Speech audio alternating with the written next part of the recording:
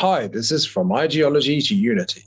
So I was in my garden and I was just sort of taking in the nature, and something struck me, or a thought came to me, which was all these we've got all these fences, even with hedges on them, all these boundaries between our homes and our properties. I guess we also have those boundaries between states and stuff.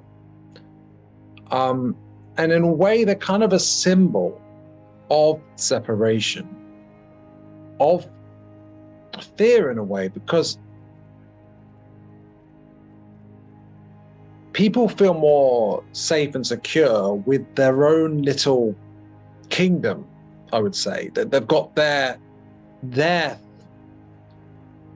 land, with their home, with their boundary, and they feel more comfortable and safe and secure with that boundary, but not maybe if they can't even see the people in the next property.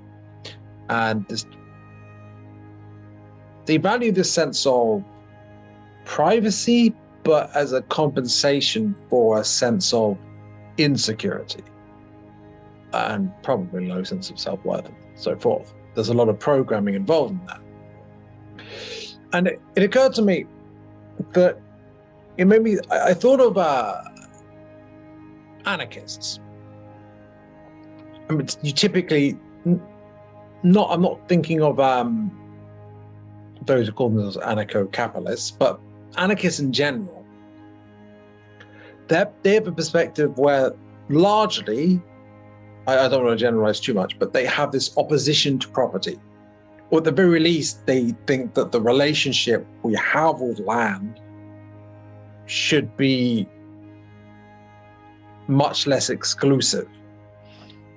Now, I can understand to a certain extent that they look at how arbitrary these boundaries are, whether they're state borders or property boundaries, and that we're kind of making it all up in a sense. And they typically, I would say, have this sense of, why can't we just share things and work together? And rather than some people have more than the others, isn't that unfair, and so forth. Now, rather than saying that they're right or they're wrong and taking a stance or stand regarding one side of politics, say, or a political disagreement, I think it's more helpful to look at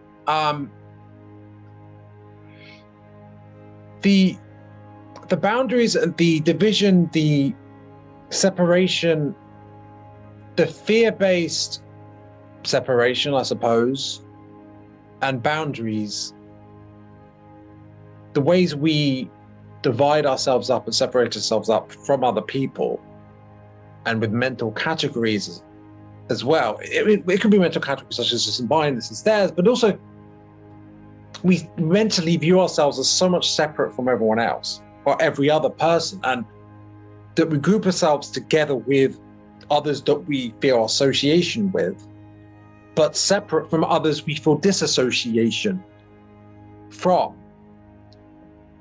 And it's kind of like the planet or the collective consciousness of humanity is in disassociation, in the sense that people disassociated with personality disorder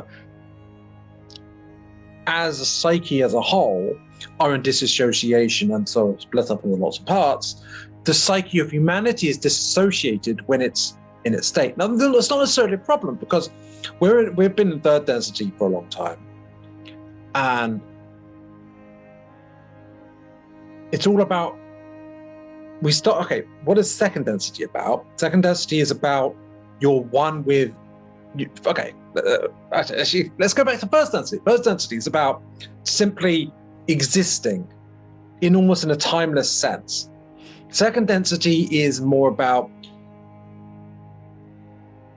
the pack. If it was animals, it would be the pack. If it was trees, it's almost like your connection to all the other trees. You're not like just one tree.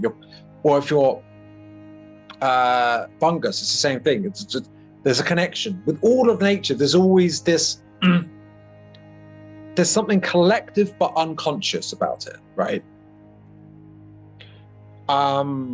With third density, there's this individuation, this coming into this self-reflective consciousness where identification is not in terms of a collective exclusively, but also the sense that you are an individual soul or an individual being in yourself, and then with a self-referential identity and a name and a whole set of attributes that one attributes to oneself. Now, this separation is meant to be there so that we can, part of the growth spiritually is to come to an understanding that of oneself in this how do I put this, in terms of chakras, this would be the solar plexus, an individual actor with their own agency, taking their own steps for I'm not saying spiritual evolution, but for their progress, so to speak, and with the will of their own and a motivation of their own to achieve things and to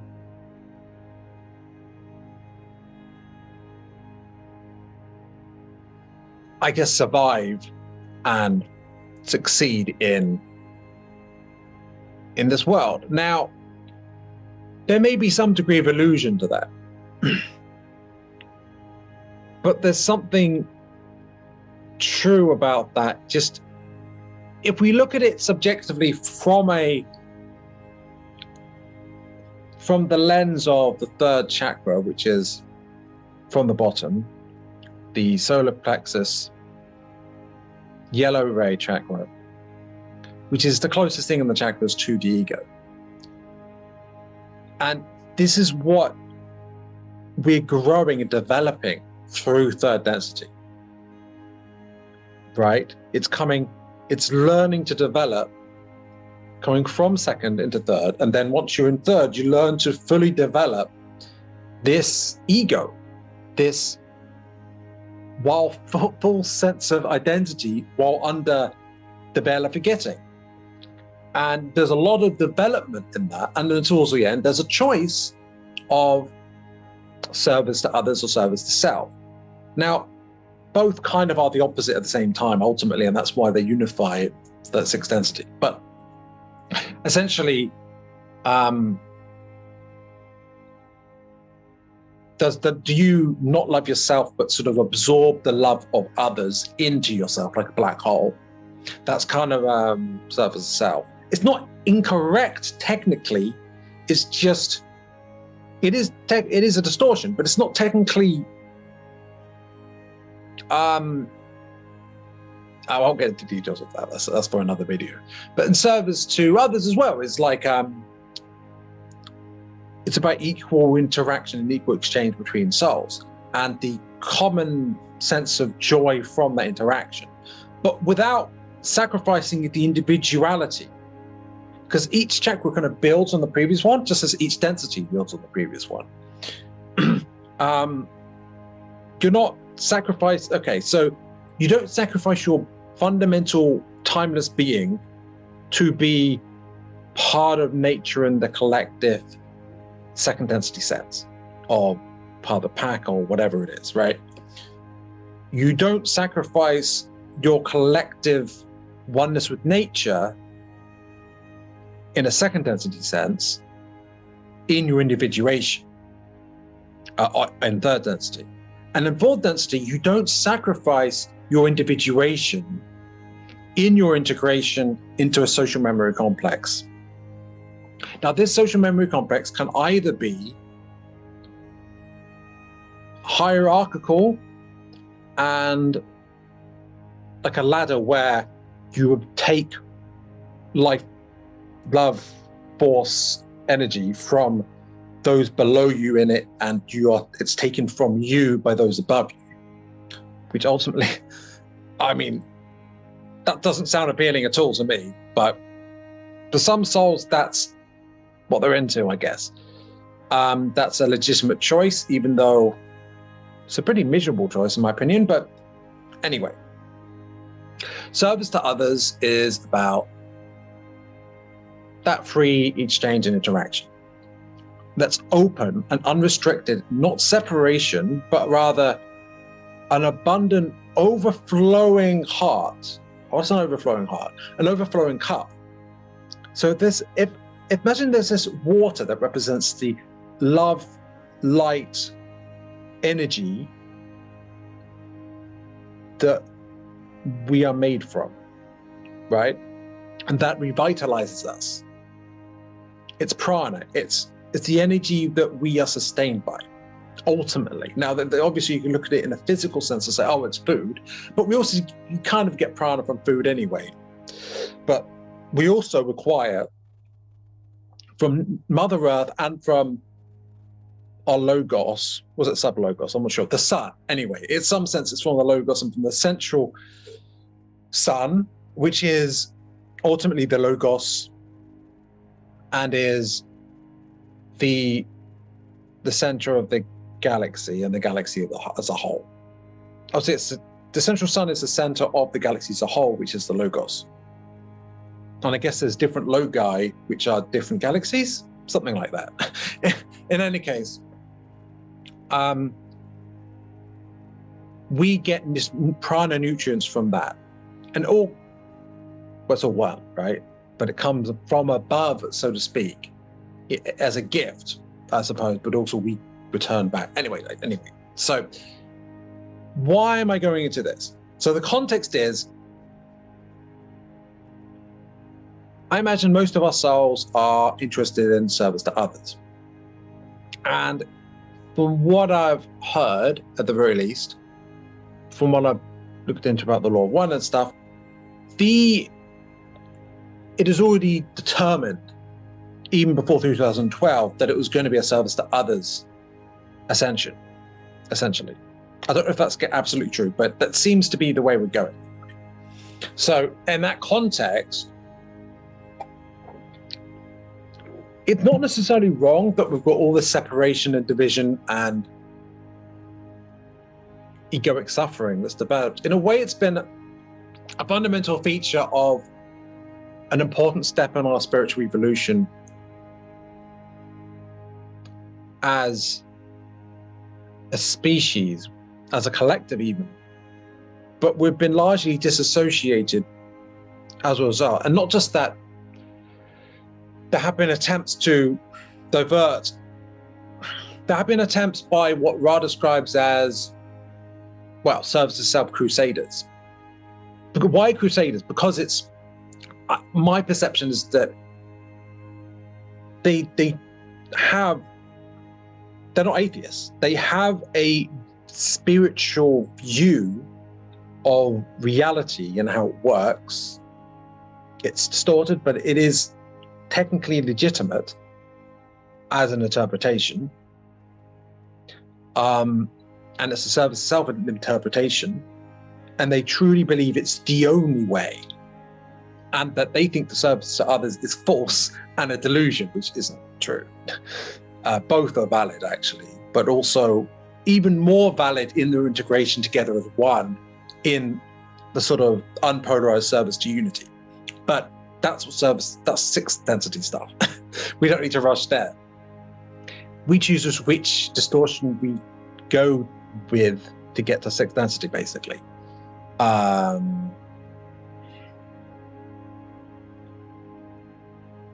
So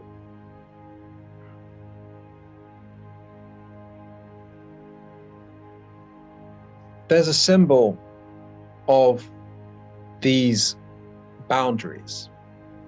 Let's just say, for argument's sake, between, in a residential area, between all the different homes. Now, there's obviously other representations of that separation, but it's not just that you can symbolically describe it as a representation of that. Everything is truly symbolic. Truly, everything is symbolic, except for, there's that which everything in the hologram is symbolic and points to you back towards everything, the true essence of things, being, and love, light, and stuff. Everything other is that, or is pointing towards it. I mean, what is emotion? What is suffering? It's basically a big sign saying, okay, you're having a hard time, aren't you? You know, if you go this direction towards the way, the tower or whatever, you know, if you head this direction, it's going to be a lot more easygoing, you know, a lot more harmonious, pleasant. But, you know, yes, basically, but another way to put it is like, okay, it's like there's this meandering path or road, and it's the way.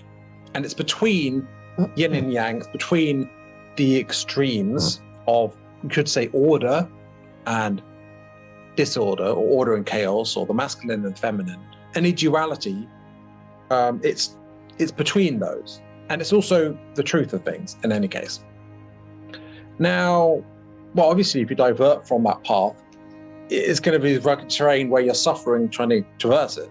And that's your experience of life, and everything, every moment of being is experience of life, because life is being.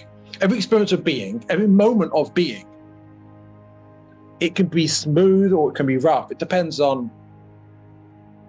you. It's up to you, really. So, in some ways, things have been rough for a bit on Earth, but it's kind of been very useful for us in third density to gaining a lot of experience. Think of it this way. Think of it like a game, metaphorically. You know of RPGs, right? Roleplay games. And you get experience points in roleplay games, right? Now, interestingly, third density is like, imagine there's a stage of the game where it's way harder, but you get way more experience. That's kind of what it's like. Now, after fourth density, from what I hear, progress is kind of slower, but it's also kind of smoother. I don't fully know, obviously, why everything, the whole order of things is what it is. But it is what it is. And there we go. Now, what I'm getting at with this whole video, I guess, this whole episode, is the new Earth won't have these boundaries. Like, people will be living the homes, quote unquote, that people will live in, if that will even be a thing, where people live and interact won't be, there won't be all these homes with, or houses with separate, with like hedges and fences and walls between each other. You could literally walk from yours straight into theirs, and there's no limitation. But there's no problem with that, because everyone will be open-hearted in the new Earth, and in that unconditional joy and love and so forth, with a sense of security that an open root chakra, and I would say also the open, well, in particular the open root chakra, which a lot of people don't have a fully open or balanced root chakra, and that's where your sense of security in existence is, right? That would be open. I mean, the solar plexus, where you get the yellow ray, where you get your sense of willpower and so forth, that would also be open. I mean, all the chakras up into including the heart chakra and potentially above, but as a minimum, the heart would be, up to the heart, would be open and balanced, right? So in this context, why would people feel they have to have their own separate place or property where everything's theirs and controlled by them and securely theirs, where they don't interact so much with the other people because it's theirs and they're safe and secure from others, including potential robbers or whatever? Like that won't be a thing. This whole, you need to protect yourself from crime and all that, and you need to give away some of your light and your freedom, which is the same thing. in order to be protected from these threats, and the government will help us with that. As long as we just give away our love light in a sort of tithe to the authority. That whole dynamic won't be occurring. And if you have a sense maybe that there's something parasitic occurring with a state, you're absolutely correct. However, it has been necessary, or at least a feature of the evolutionary stage we've been at for quite a while. First it was like the tribe, then it was these small communities, then it was a kingdom, and then it was like, a state, as we understand it. But what we're transitioning into is a boundaryless, borderless, propertyless, separationless, without separation, open-hearted, abundant. The word realm came to mind, but I don't know, that social memory complex, that we will be one with Gaia and Mother Earth and all that as well. Now, does this mean that the left is right, the communists are right, the anarchists are right? Bow down to the collective. No. But because the thing is, what they are not necessarily seeing is that people aren't ready for it energetically. In order to have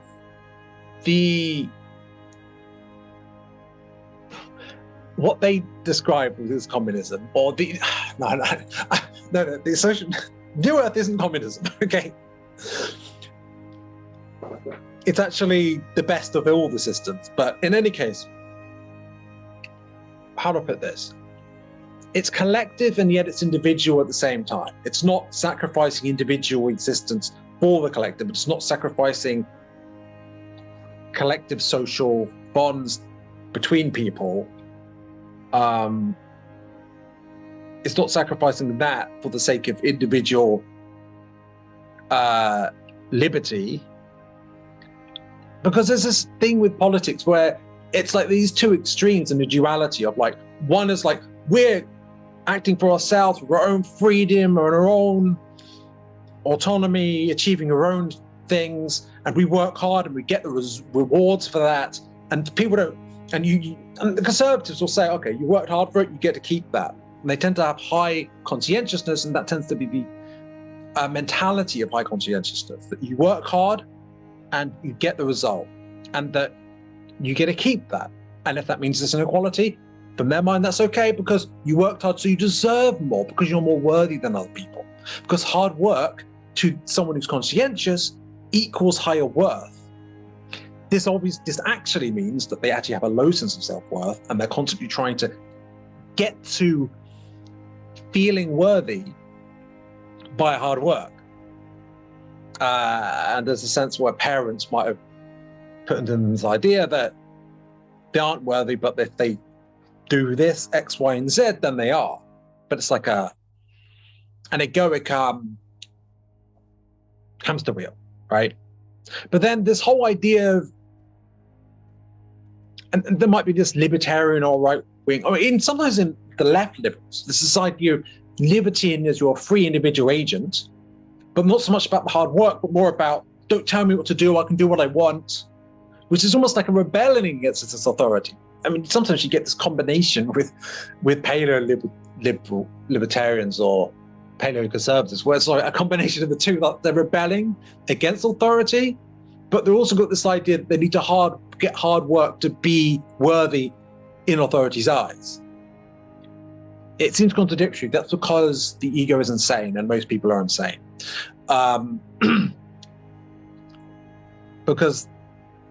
But that's okay. And I don't mean that as a judgment. It's just that ego is not sane.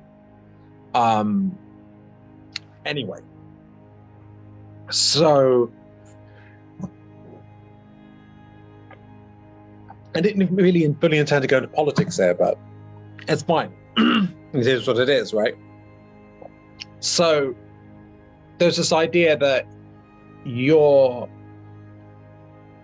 not controlled by authority, you're rebelling, right? You are your own man or your own woman, whatever.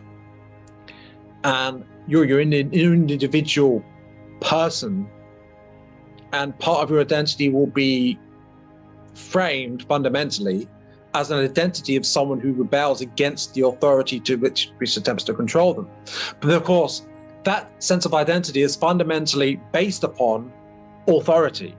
It's just the other side of the coin, it's rebelling against it. But in a way, that's still kind of being enslaved by it, right? If someone were to have a really abusive father, right? Or mother, whatever, right? And then they keep on running into relationships where they end up with someone who's really controlling in the same way. And it keeps on happening again and again and again. And they absolutely are like really into this idea of being free, and yet they keep being in a situation where unrestricted and not controlled, and like where they can express themselves and project their light outwards, in a way that is unrestricted. But at the same time, they don't really deep down feel like they're worthy. And that's why their subconscious is drawn to being controlled while they're consciously rebelling against that and identifying with being a rebel, which might mean going to protests and stuff or something like that. And this is something you might get on the left and from the libertarian right. That's something they actually have in common. So these just keep in mind, all of these terms are to be taken with a pinch of salt. These are just, in fact, all of these labels are technically egoic anyway, or within a framework of the collective consciousness of humanity being egoic, that there's even these separation labels.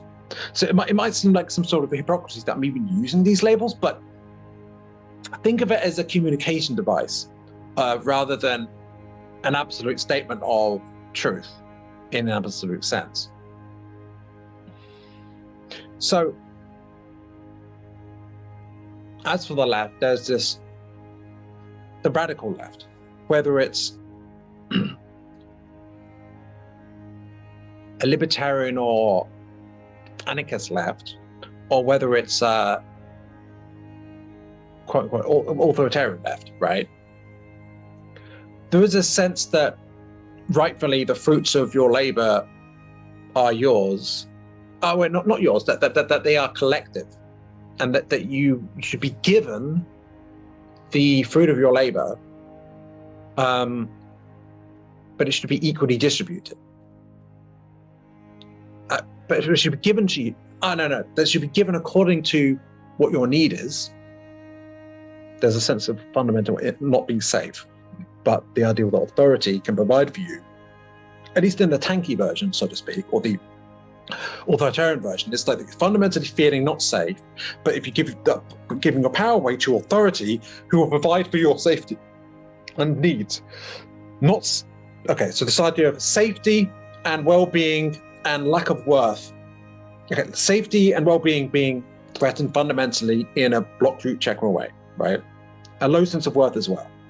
And a sense that authority, but like a father figure or parent figure, the state, authority, can provide your needs in accordance to your need, and you, and those people are taken from them. The people get taken from, was it for me to call it? The more able you are to have it taken from you, the more rightfully you should contribute, because you are able to contribute more. And that's only fair, right? And you can obviously trust the authority figures to provide for you and to take from you rightfully and to give to those in need, because you can trust authority, right? Just as you can trust your parents, absolutely. I mean, if you were to question that, that would mean that you would feel unsafe, because the state wouldn't be looking out for your best interests, and you would be in the threat from horrible authoritarian control every moment, and that you would be fundamentally a victim under the boot of tyranny and slavery or servitude, and that you would feel like you're small and even your existence is threatened, and that you're ultimately being parasitically drained from by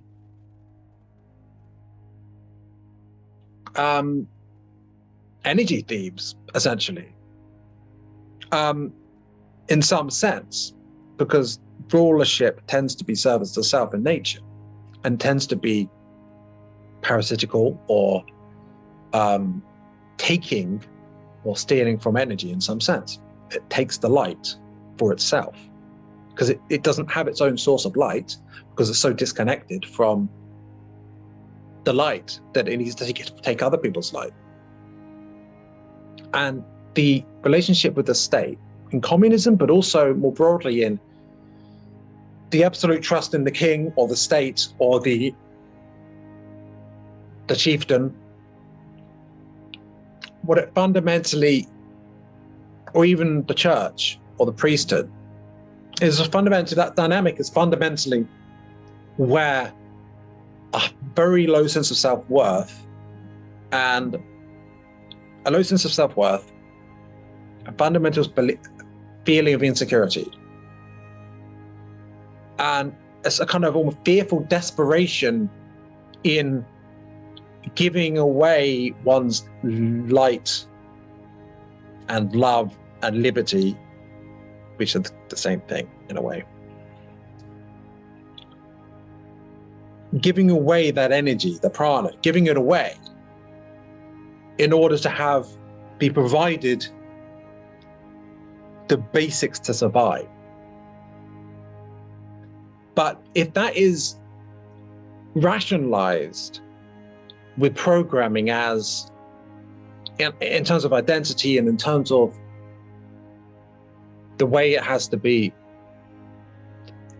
it won't be consciously viewed as such. It will be viewed as, it won't even be questioned. You'll be provided for by those who caring for you, absolutely. And you need to go along with the rules, and you need to, and the punishment is for those who don't follow them. And if there's other people who aren't following them, well, not just you not like them, but they're potentially a threat to you by the fact that they're not following the rules, right? So it's like if if there's an authoritarian parent and there's these children, right? And some of them adapt to it by trying to obey as much as possible. And some of them might be inclined to rebel against it. Now, those inclined to obey feel threatened and feel a sense of otherness with relation to those who go along with it. And so we're naturally in relation to those who don't go along with it. So what tend to do is, I suppose you could say, rat on, or in some way feel threatened by. And if you're threatened, one result of that might be anger. Another might be just fear. So a sense of separation, fear, and even anger and desire to harm those who do not conform to the rules that are conditioned into you under the context of abusive authority that you're conditioned to believe as absolutely just and righteous, because it's too scary to confront the fact of its abusiveness consciously. You need to pretend that it's all okay. It's Stockholm syndrome. And most parents are not ready in this third density to not abuse their children. They're not able not to because they're too damaged themselves. And the thing is, what we consider to be child abuse is just extreme child abuse. Regular parenthood, that's just normalized childhood trauma that is considered to be just the way it's done. And I mean, but we have come a long way. We have come a long way, because if you think about what it was like I don't know, like a few centuries ago, even for your grandparents, you know, being hit with a slipper might be considered mild in some ways, as a punishment. It's just like, well, yeah, you get beaten, you know, or physically hurt, you know, that's just the result, right? That's just, if you don't follow the rules, that's discipline. That's just how it is. Pain and suffering is the way it's maintained, right? And if you look at it on a state level, you know, servitude and slavery were normal for a long time. It's the same logic in a way. It's like, it's the same logic. It's this idea that you're so worthless and so lacking worth fundamentally, you need to keep on proving. It's like you're trying to prove a sense of worth while believing that you're starting off without any, to those who are taking from you, so that they will give to you a little bit, even though they're taking more from you. Now, in a sense, I think there's an awareness of this. I think there's an awareness of this in the radical left, on some level, even the authoritarian radical left, like those who believe the Soviet Union was just. There's an awareness of how, at least in capitalism, so to speak, in working for a company, that you put a certain amount of labor and of your life force, your energy into it. It could be a labor of love that you're doing, maybe, or maybe you hate it. Either way, right? Hate is also love. It's just a distortion of it. So that is a labor of love anyway, in a sense. So you're putting that love, light, energy into it, dimming your light in the process or whatever, right? And you put your energy into it and you don't get as much as you put in. But they keep you hooked, they keep you going, they give you a bit, right? And the radical left sees this and they're like, okay, this whole thing is fucked up, right? This whole thing is like a Ponzi scheme, and we're being ripped off by people who are in charge of us, with authority over us and control us. So they're like, sorry for laughing. So like, we must rebel against capitalism because it exploits us. So we do work for a state that takes everything from us and our freedom and provides from us our basic needs. I mean, the fuck is government? We don't want a company taking all our money to provide for our basic needs. That's oppressive. No, instead, we need to be freed from that with the state doing the same thing. And then you get the right, you get the capitalists, or with the conservatives or the right, and they're like, the economic right. So no, laugh at this, like, find the humor in this, and they're like, the state is so oppressive, or at least when its excessive control of it is so the excessive state or the overly big state, whatever the way they see it is, the state is oppressive. We're going to limit the state, if not abolish it, if you're going for an anarcho-capitalist. Right? And they're like, okay, so the state controlling people, that's bad. We don't want that. We're taking away our freedoms, taking away our hard work, our labor, not giving us the full benefit of our labor because they're stealing from us, effectively. You could call this surplus labor in a way, but they wouldn't ever use the term.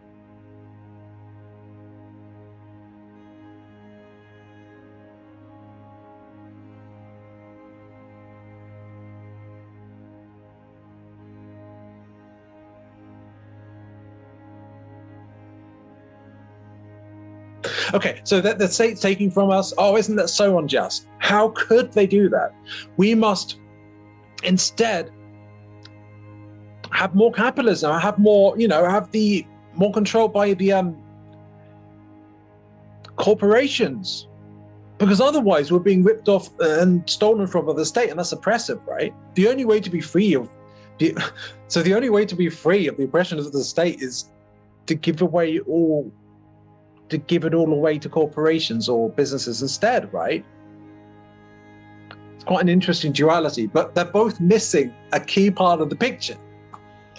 But of course, that's what you're going to get with separation and duality, and that's what you get in fear. It's a fundamental feature or characteristic of bird density, I suppose, and but we're the thing is, I think that the darkness in a system and the third density itself is kind of a system. Intensifies. Here's the thing. I'm not sure. Does it intensify before it goes? Maybe. But it definitely becomes more visible before it goes and more explicit, which is why there's been a lot of authoritarianism hidden for a long time, or at least it was explicit, but then it was justified in a whole bunch of ways. And now we've got this quote democracy, which has freed us from the oppression that we had for so long. And now it starts to become apparent this freedom, this liberation that we had from oppression was a sham. While the oppression intensified, the pretense of our liberation was imprinted on our minds. And so we thought that we think in many ways that we're freer than we've been for a long time, but only on the surface. You see, it was more subtle and more insidious the way they've been doing it, because obviously the real control is control over the mind. In fact, the way you get people to go along with all sorts of things is by controlling the mind. The church has done it, religion's done it, the state, the kingdoms have done it, kings, queens, whatever. It's been done for a long time that way. And this occurring with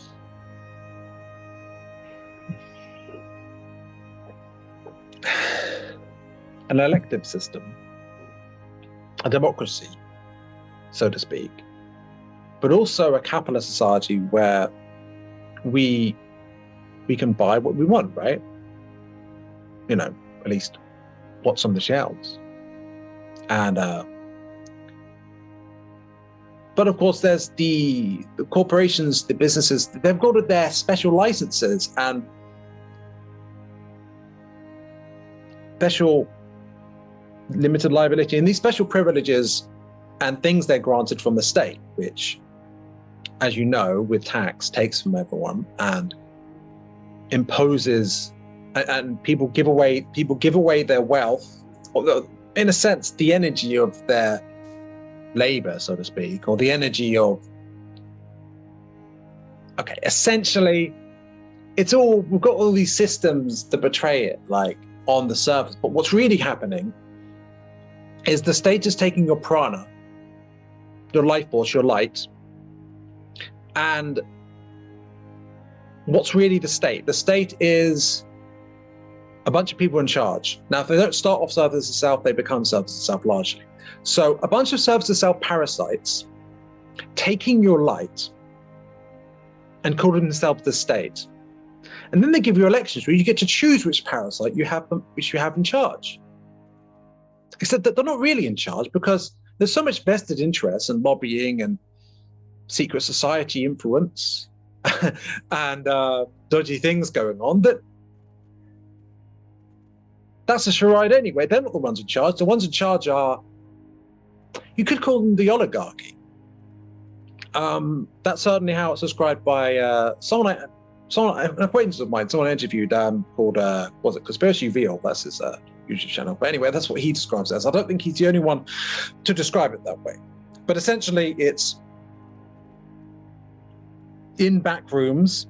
There are, you know, there's things like Bilderberg Group and stuff like that. But essentially, thing is agreed upon what will happen, and the state just plays that out. It's a state mechanism playing out, and so there's a very small amount of parasitical service self people who are taking your light, and the only reason they're doing it is because you're giving it away. And the thing is, this isn't new. This has been going on for thousands of years. It's been at its height since the fall of Atlantis, but honestly, the Atlanteans got pretty authoritarian towards the end, from what I hear. That's the impression I get. They had technology but weren't mature with their use of it. Let's put it that way. And even before that point, things have been kind of slowly declining and getting more egoic, essentially. And the ego, I think if there's a symbol to represent what the ego is, about. The devil card in tarot fundamentally represents it. And it also represents what's been going on every level of the collective consciousness on humanity for quite a while. And it's becoming increasingly apparent what's really going on. It's like a black hole or a parasite just taking your energy. Businesses do it. I can't say all businesses, but a lot of the left, the radical left, they're correct about, in some sense, about what's happening with corporations and big business. Well, I'm not saying all employment is like that, but you can choose to do employ people. You can choose to be more. You can choose not to do it that way, and you can. I'm sure that especially in the spiritual community, there's a more. Yeah, it's not guaranteed to be that just by the fact of employing someone or whatever, right? But the fact is that, in my opinion anyway, that a lot of what we call capitalism, a lot of these interactions are fundamentally parasitical.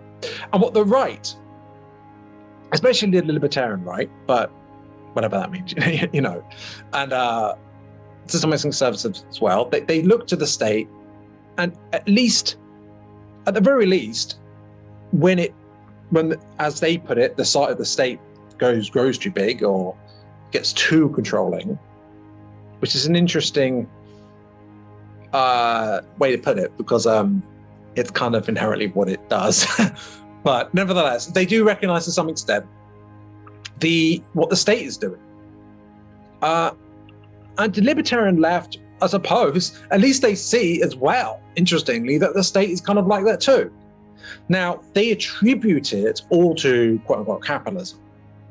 They don't see the actual energy interactions going on necessarily. They don't see it in terms of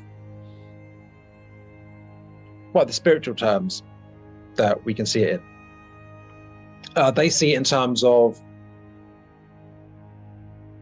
the bourgeoisie or something, right? Well, they're not necessarily Marxists, but they see it in terms of, it's interesting. They do see it as inherently a system of exploitation, but they see it in fundamental economical terms. And they seem to see it as the state being merely a function of essentially employers, and being controlled by employers, the owners of land, so to speak, as a tool for their control. And it's partly true, but it's kind of missing a big part of the picture. And it's interesting that I'm generalizing a bit here, but even those on the libertarian left, so to speak, or anarchist left, they hold collective cooperation in high regard, and they don't like the systemic organization of the state. However, they don't necessarily, they see collectivism as a sacrifice. Okay, they don't value necessarily, individualist, anarchist, mutualist, maybe they do value individual. This is my impression anyway. Don't keep in mind this is labels and generalizations to some extent. But my impression is many of them full-on anarcho-communists, for example. This is an example. It's more of extreme, but anyway. My impression is that they don't necessarily recognize the individual as worth much, and rather see the individual purely as a piece of the collective. And that's kind of true, but a social memory complex is not any less individualist than full-on anarcho-capitalism or Ayn Rand or something, or objectivism as Ayn Rand sort of thing. And it's no less collectivist than anarcho-communist. It's both, but not as a halfway compromise where one is sacrificed to the other. It's not the individual sacrificed or the collective sacrifice. It's not selfish individuals in it for themselves and only themselves, or sacrificing that to be purely contributing for the collective without any concern for yourself whatsoever. The former is kind of taking third density to the extreme, bordering on service to self. Not saying that individualists or anarcho-capitalists are service to self by any means, but it's focusing on the individual in such a way where it's not emphasizing in really the interactions. Now, they'll talk about non-aggression principle, the anarcho-capitalists. They'll talk about non-aggression principle. So there are some issues of concerns they have, certainly, about like cooperating in a reasonable way. But in any case, the emphasis is on the sovereignty of the individual, with no concern for how we are one with something more, with each other. We make up something more than that. That's more than the sum of its parts. But at the same time, in a way that always reminds me of like second density, this focus on giving yourself away completely in service to a collective, where you're not doing anything for yourself in any way whatsoever. You're entirely giving yourself, dedicating yourself completely to the collective, and everyone else is doing that. And the majority, what the majority determine is best, is done, and you should submit yourself entirely to what the majority have determined is the way it's going to be done. And in practice, this kind of means that those who are more charismatic will actually have more influence, if not power over it, even if on face value, it's explicitly about being no hierarchy and everyone being completely equal. Why? Because fundamentally, it's the idea that the individual sovereignty is completely sacrificed for the sake of the collective. And the individual is not viewed as a good thing. A separate individual is viewed as selfish, in a sense. Or at least, but the individual working with others and giving themselves entirely for others is seen as virtuous, in a dualistic way. And because of this duality, there isn't this sense of, oh, you're giving and receiving at the same time, working with others but not giving yourself away. And instead, it's like you're giving your light away to a collective decision process that determines, almost in a heartless sense, that determines what happens to you, and you go along with that with absolute faith. Now, what's the difference between that and the authoritarian version of, say, Stalinism or something, or Leninism, the authoritarian version? Well, in a way, it's almost more honest when it's authoritarian explicitly, because at least there's a state that you're giving it away to, and you say, okay, this is the thing I'm giving it away to, and they're going to care for me. And the other thing, it's like you're pretending, they're pretending that, with the anarchist version, they're pretending that it's all just working together and sharing, when it's actually kind of giving away your light to the collective in some abstract sense. But it's not what social memory complex is, which is building upon the individual with collective and conscious interaction that in no way gives away the light of the individual. Now, also consider, what is giving, receiving? Giving / receiving, it's one thing. Service to others is about, by giving to others, you are receiving.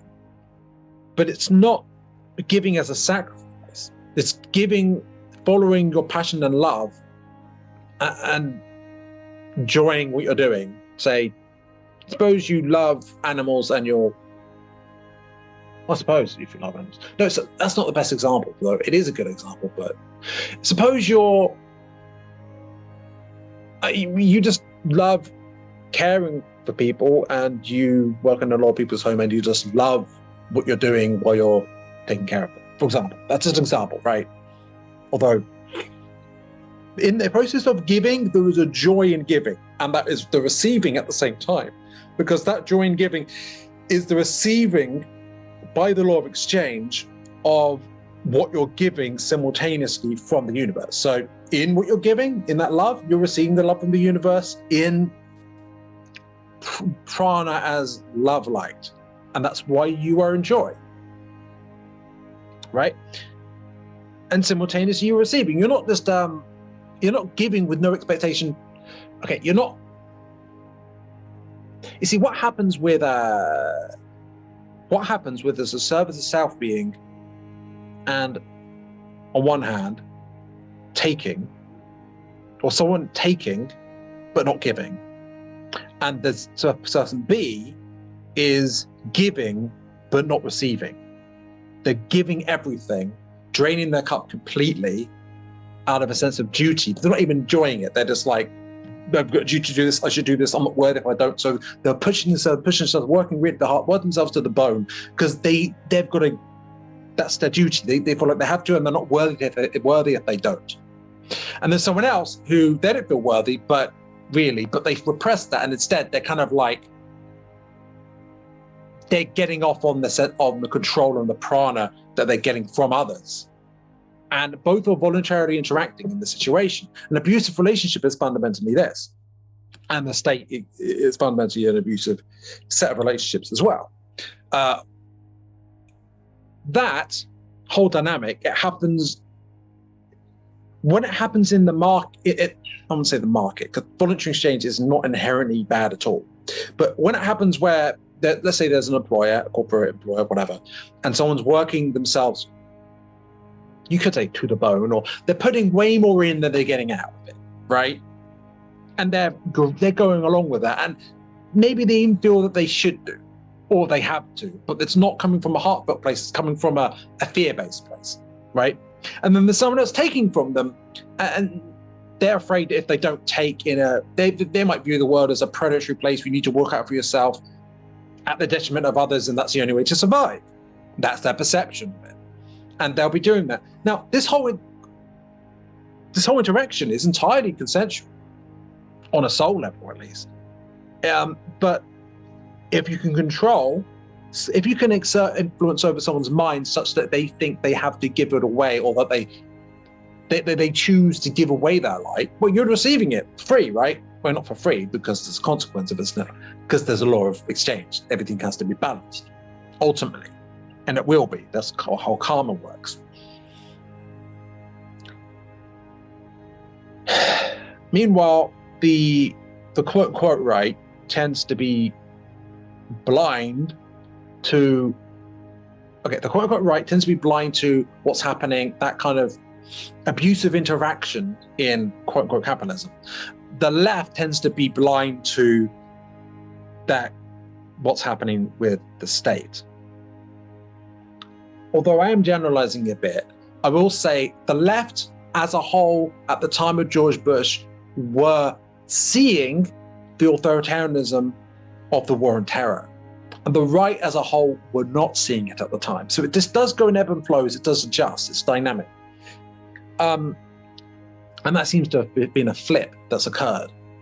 And I guess it's to do with what different groups of people are dealing with energetically, and what's coming up in the system to deal with. And that's kind of might affect what people are influenced by. At the moment, it certainly seems that what I'm saying is, in any case, in quote politics, whatever politics is, there are different ways in which the same thing are done in different ways, but people are blind to different ways in which it's done. Whether it's done by an employer, whether it's done by the state, the same fundamental parasitism is there. And even if you see it in the state and in the capitalism, so to speak, and you see it as parasitical, and yet you're willing to give it all away to a collective if it's a leftist commune.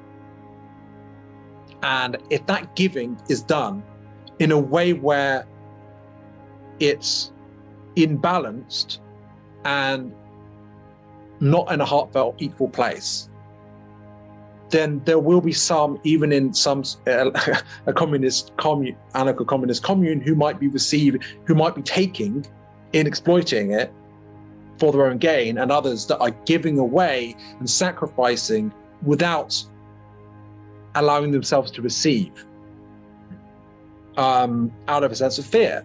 And if that occurs, and it's likely to, in a society where there's loads of ego. Here's the thing, right? Any system with ego, is most people in an ego will, in it, act in how it plays out in reality, play out egoically in a fear-based way, even if theoretically it's not meant to work that way. And the move to the new earth is one where, as we let go of fears and the mental programming, if we let go of that, as we balance and open our chakras and receive the bounteous providence of the Creator, while giving more and more freely, as well as we love ourselves and others unconditionally, increasingly so, the process that occurs is any system, whether it's a market-based system, or whether it's working with someone, whatever, whether it's quote unquote employment, whether it's quote unquote authority, or at the very least the structures by which the whole of society operates, essentially necessarily reflect in the way they're done the energy shift. We are at a point where certainly there is a prospect for increasingly truly service to others, equal interaction and exchange of energy, I suppose, to occur. But it's a process of transition, and there's no guarantee necessarily of, in a, let's say, an anarcho-communist commune, attempting to bring about their, or apply their utopian vision, that it would work out as truly equal as they intend. But at the very least, there's an opportunity for it to work. And so I can't say I oppose them trying. And nevertheless, I'm not going to oppose people. I'm not going to stand against or disagree with necessarily people being very much pro-market and aspiring to, voluntary exchange between people in a society which is harmonious and not with too big to fail banks or government supported, not with big business promoted by government and with the market distorted by government and all of that, but rather this almost Robinson Crusoe style market where people are voluntarily interacting and the market is just a means by which people exchange, and it all being mutually beneficial interactions, increasingly truly for mutual benefit, mutual giving and mutual receiving simultaneously via the free market. That is absolutely viable. And it will increasingly, as we move into the new earth, which is accessible now technically, it depends on the frequency. As we move into the new earth, that, as we increase in frequency and so forth, that is, those pursuing the free market will increasingly find that it does live up to what it's theoretically supposed to be like, just as the left will. As for the authoritarian left, well, even that kind of Marxism or whatever, will increasingly, insofar as it's applied, be less authoritarian and live up to the utopia of how it's supposed to be, so to speak. Because the truth is, every system is going to be oppressive under ego, because it's the ego that is the true oppression, the true bondage, the true serfdom or slavery or oppression is energetic. All the rituals and systems on the 3D level that we live in are simply a holographic representation of what's truly occurring energetically. The energy is shifting. And so we are naturally seeing a shift in the hologram itself. And the time lag is decreasing as well, which is interesting. The time lag is I can't remember what I was going to. I know what I'm referring to. I'm just not sure the best way to explain it, and I don't want to get too deep into that. The idea of there being a time lag of manifestation. I think you know what I mean. It relates to the law of attraction and stuff, and manifestation and stuff like that.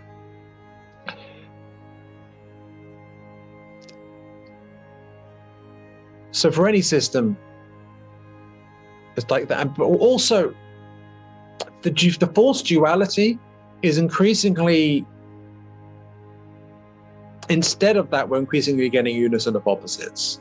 And through that unison of opposites, we get, and all the opposites in politics or society or whatever, right? Through that unity, we get unity from that unison of opposites. We get more than the sum of the parts. And these duality splits are splitting into parts, which is rightfully a whole. It's a reintegration of that which was disassociated, a reassociation, I suppose you could say, a healing, I suppose you could say. For all of these dynamics are fundamentally wounded dynamics that I've been describing. All these dynamics of exploitation and so forth. And yes, in many ways, you could say we live in a parasitic world, so to speak, but it's been great catalyst for us. And I don't think it's a coincidence that we are provided by the Creator. And I genuinely think that by the end of all this, once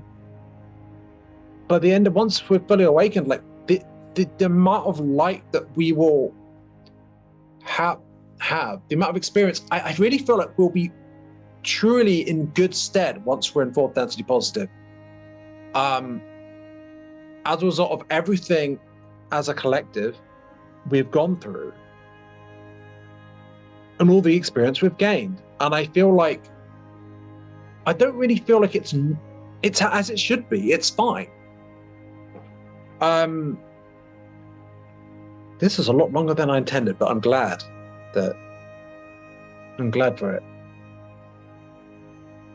So these symbols of separation that's not what we'll see. We will see symbols of unity all around, and it will be glorious.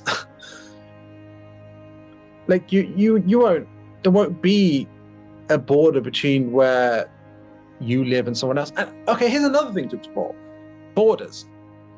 Now, especially on the right, there's a sense of the importance of maintaining a border.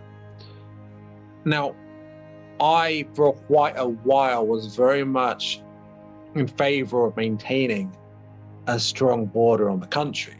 In my perception for a long time, it wasn't sustainable to allow, of course, from an energetic perspective, in many ways, the emphasis by many on the importance of borders, just as property boundaries and all that, it's based on fear and it's based on separation, but it's the result of it in a context where it kind of makes sense to have those borders and maintain it for the sake of, under the third density illusion, if we were like, I don't know, midway through the cycle, which we're not at the end, in many ways, it would make sense for there to be such boundaries in place, because the experience is all about fully individuating and experiencing through that separation, that great catalyst, right? And maintaining these systems and kingdoms, whatever, or even maybe states, whatever.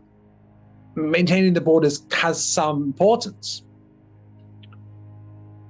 But I'm increasingly aware, despite how before I got into spirituality, even like 3 years ago, or if you would ask me, I'd say, oh yeah, absolutely, strong border, limited immigration is very important, very detrimental to the state. Otherwise, I'm increasingly aware of the fact that it's not that those who are talking about open borders are right and those who are talking about closed borders are wrong. It's not that is also duality, because those who are talking about a closed, open border are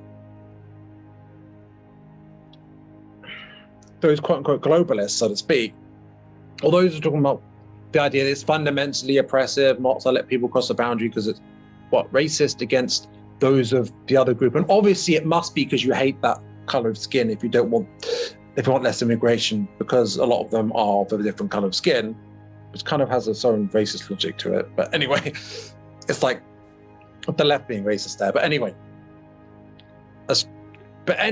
there's this idea of there's a fear involved of the scary rights being bad and authoritarian, right? Just by controlling people and restricting people and not letting people. Okay, the control and restriction is bad. Okay, fine. Not bad, but there's a sort of reaction, an egoic reaction to the perception of the conservatives, say, who might advocate a strong border, as fundamentally not just being mean and horrid to potential migrants in and out, and everyone involved by restricting people's ability to move around. And they are correct to some extent, but at the same time, there's this sort of egoic reaction where not understanding where people are coming from. It's like, if people are concerned about how the communities are affected by immigration, I'm not going to say that it's correct or incorrect, but I will say that it's certainly understandable if you empathize, right? But when you get political sides, there's not really much empathy of the other side. The other side are the threat, who are being mean and horrid and stupid and ignorant, and they need to be trampled on so that the right thing happens, and that those who do not see how it really is either made to see or get none of what they want, because what they want is bad, because they're bad people, we're good people, we're right about everything. And we're obviously really good people, right? Because our side is correct and righteous. So, yeah. What I understand from an energetic perspective now, coming to understand, is that all these boundaries and borders and that separation and the limitation and fear involved in that is a symptom of the energetic characteristics, what's happening energetically, or the energetic status on Earth, right? The resolution of concern, of focus on borders and that separation between countries and peoples that some see as a problem, the resolution comes in the healing of the energy that the transition to a new Earth entails. You don't persuade people to take your view and then everything's solved, and they don't do that to you. What happens is, in the healing, the letting go of fear, the transmutation of fear, the transmutation of shame, of guilt, of anger, and so forth, the transmutation or letting go of anger, hatred as well. Through that transmutation, through that letting go, through that healing, through seeing and feeling what is repressed in order to let go of it and allow it to flow out of you. Because if you repress your fear and your shame, then if you're not feeling the negative energy inside of you, it's still there and it's stagnant and it's affecting you subconsciously. In order to let go of it, you have to feel it. In order to transmute it, you have to feel it. Feeling is the key, feeling is the compass, right? That's how we do this. And the more you feel it, the more it's coming into your consciousness, the more you're aware of it, and the more dark things appear, because the darkness that was all around you that you were blind to, suddenly you can see and you're like, holy shit, looks like things are getting worse. What's going on in the world? Truth is, it's probably not as bad as it was. It's just, it looks worse because you were blind to it before. And that's just the natural state of how things have been progressing, moving from third density to fourth and so forth. So that seems to be the situation. And the experience we are having in our being, the experience of our being, how we experience being,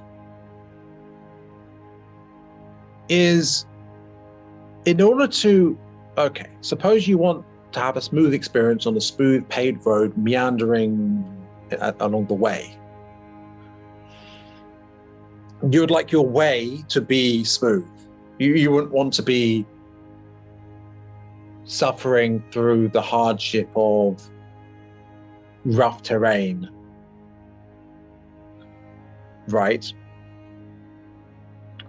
So, but in order to get a sense of what is more harmonious and less rough experience of being, you need to experience what's unharmonious about it, to feel it. If you're walking along and you're numbing yourself, let's say with vodka, to the pain and discomfort of walking across that unpleasant terrain, you're not going to be taking in the signs of how to find the path again, are you? And so feeling the discomfort and potentially temporarily feeling more discomfort and more of that roughness of where you are will help you get back to where it's harmonious and soft and wonderful. Well, the harmony of the way, right? And that process of feeling the negative energies or dense energies coming up from our subconscious to be felt and experienced in our conscious light. That light of conscious feeling and being aware of it and it being accepted allows it to be transmuted and or let go of, such that it instead becomes understanding and love for yourself and others. And that's and joy and high low density, high frequency emotions, joy, love, and so forth.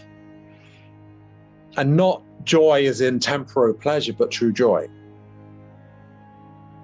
So, another such high frequency emotions.